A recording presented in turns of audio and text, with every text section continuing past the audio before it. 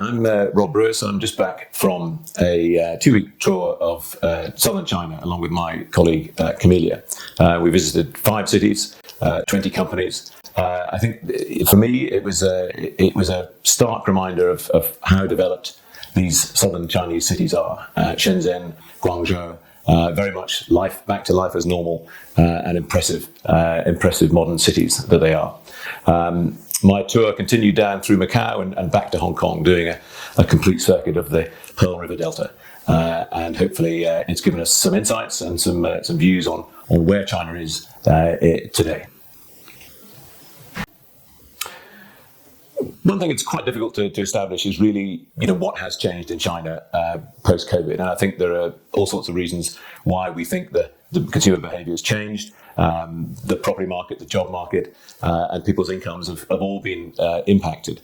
But actually, when you're wandering around these cities today, there's very little evidence of COVID itself. On the underground, maybe a third to a quarter of people have masks on still. But other than that, people are really getting back to normal, which is encouraging. Clearly, the other issues such as income growth and the property market are still challenges. So clearly, we had great expectations about a strong rebound post-COVID in early 2023, and that really didn't materialise for some of the reasons I've touched on. I think there are early signs that is improving. Certainly when you're visiting places like Shenzhen and Guangzhou, there's no evidence of significant job stress or unemployment. People are getting on with their lives. The property sector, I think, as we know, has remained pretty soft and pretty weak. But I think there's at the margin there's elements of improvement, and certainly going to the shops and wandering around shopping malls, people are still out spending, but spending still cautiously. One of the strongest drivers in the southern part of China has been the export market, and that's clearly been helping the economy grow. And electric vehicles have been a big part of that, and growing exports in that area. One thing you notice there is the prevalence of electric vehicles now. You do not find an ED driver that does not have an EV. It just makes financial sense.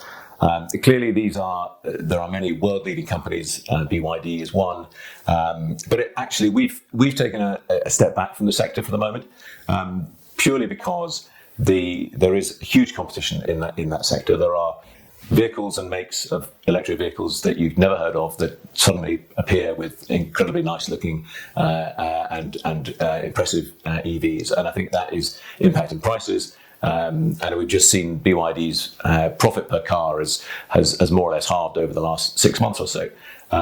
It will be a survivor, but at the moment it's a tough market out there.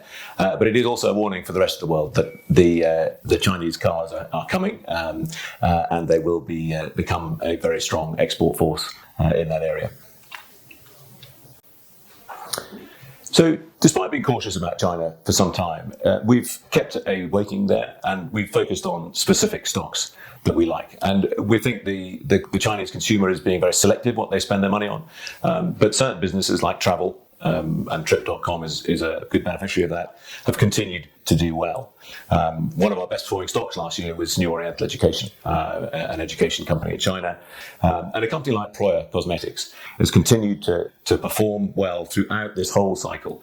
Yes, it's been derated, particularly last year, but actually it's still a solid business and continues to grow. And so, when people say to us, well, why do you invest in China at all? I think the fact is, it's a big place. There are good companies, and if you're in the right area, you can make decent returns. And that's what we continue to try and do. There have been signs of life in the Chinese stock markets of late. The first quarter GDP number was a little bit better than expected, very much manufacturing driven, investment driven. At the consumer level, we are, I would say we're still to be fully convinced that we're getting a resurgence in consumption. I think there's still a lot of caution around. That said, this trip certainly threw up 2 to 3 potential candidates for inclusion in the portfolio, and we're evaluating those as we speak. So, in summary, I would say that life goes on in southern China, and it remains a hugely competitive export powerhouse, and will remain so. And in fact, will probably be one of the areas that is exporting deflation in the form of lower product prices to the rest of the world for some time. Secondly, the consumer is still cautious, and I think with good reason. Property market is showing few signs of picking up, and the job market remains soft. But at the margin, I think confidence is gradually returning, and that is it gives us some encouragement. And finally, there are still plenty of opportunities in China. You have to be selective, and you have to focus on the right areas, but there are opportunities to make money.